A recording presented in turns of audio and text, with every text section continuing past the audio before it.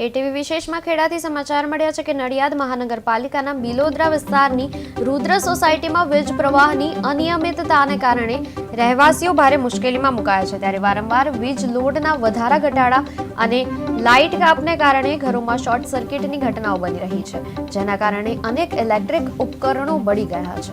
રહીશીઓએ એકઠા થઈ MGVCL વિરુદ્ધ ગુસ્સો ઠાલવ્યો અને વળતર સાથે તાત્કાલિક ઉકેલની માંગ કરી છે। વારંવારની રજૂઆત છતાં સમસ્યાનો યોગ્ય નિકાલ ન થતા લોકોમાં ભારે રોષ જોવા મળ્યો છે।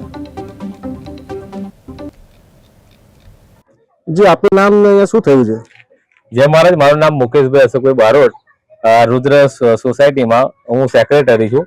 હવે ગઈકાલે જે જેબી વાળા રિપેરિંગ માટે આવ્યા હતા, તો એના ફોલ્ટના લીધે ઓછામાં ઓછા 10 ઘરમાં નુકસાન થયું છે। આમાં એસી, ફ્રીજ, વોશિંગ મશીન અને એ રીતે ઘણું બધું નુકસાન થયું છે। તો જેબી વાળાને ઘણીવાર પણ અમે ફરિયાદ કરી છે, પણ કોઈ કશું જવાબ લેતા નથી અને એના લીધે ઘણું બધું નુકસાન થયું છે। તો એની ભરપાઈ જેબી અમને કરી આપે। શું શું નુકસાન થયું છે તમારા ઘરમાં? અમારા ઘરમાં આપણે ફ્રીજનું નુકસાન થયું છે, આરઓનું નુકસાન થયું છે। એ જ રીતે બીજા 10 ઘરમાં ફ્રીજ, એસી, આરઓ, વોશિંગ મશીન એ બધું નુકસાન થયું છે। અચ્છા, પહેલી વખત જ થયું છે કે આગળ બી આવું કંઈક થયું છે? ના, અવારનવાર લાઇટ ચાલુ બંધ થાય છે। ઘણી વાર અમે ફરિયાદ કરી છે, પણ કોઈ એક્શન લેતું નથી।